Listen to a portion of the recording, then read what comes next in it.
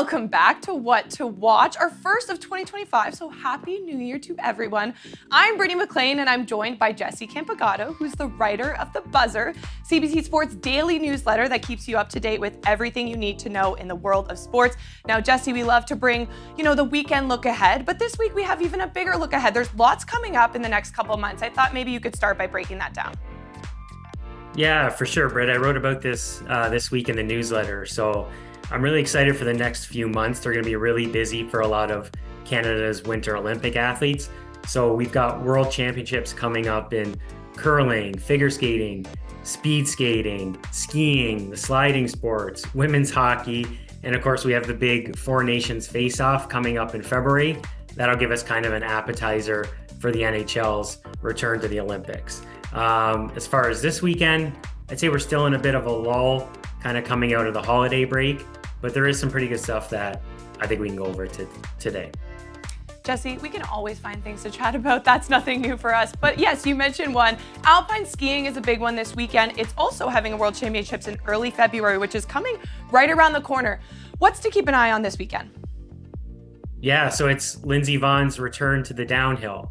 So of course, she made her World Cup comeback at age 40 before Christmas when she did a Super G. She finished 14th in that one, looked kind of cautious out there, but this is her first downhill in 6 years. So it's going to be really exciting to see how she does in that. So the downhill is Lindsey's signature event. So she won Olympic gold in it in 2010, and she's got the all-time World Cup wins record in the downhill for men and women. So I'm guessing she's going to be a little more aggressive, and it'll be great to see how she does. So she's got one Canadian opponent in this race. It's Val Grenier. She's looking for her first World Cup podium since she won a giant slalom gold and a downhill bronze last January. Okay, and over to the ice, there's a couple big PWHL matchups this weekend. Ottawa looking for their fourth win in a row. Let's talk about it.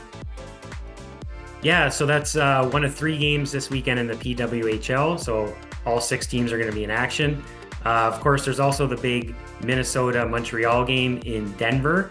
That's one of those 9 neutral site games on the PWHL's Takeover Tour, where they're bringing games to big NHL arenas and kind of testing out possible expansion sites that they might want to go to.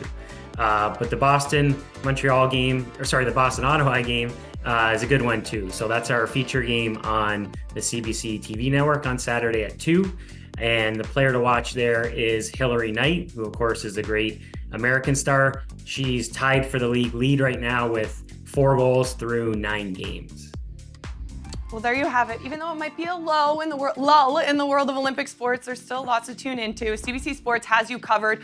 Alpine skiing on the women's side starts 5:15 a.m. Get your coffee ready Saturday and Sunday. And the men will also be in Switzerland competing 4:30 a.m. Eastern. PWHL will be on the broadcast network. Boston versus Ottawa charge 2 p.m. Eastern. And if you're not already, make sure you're subscribing to The Buzzer CBC. Search it in your search bar, enter your email, and then you can sign up and you'll receive that in your inbox every weekday.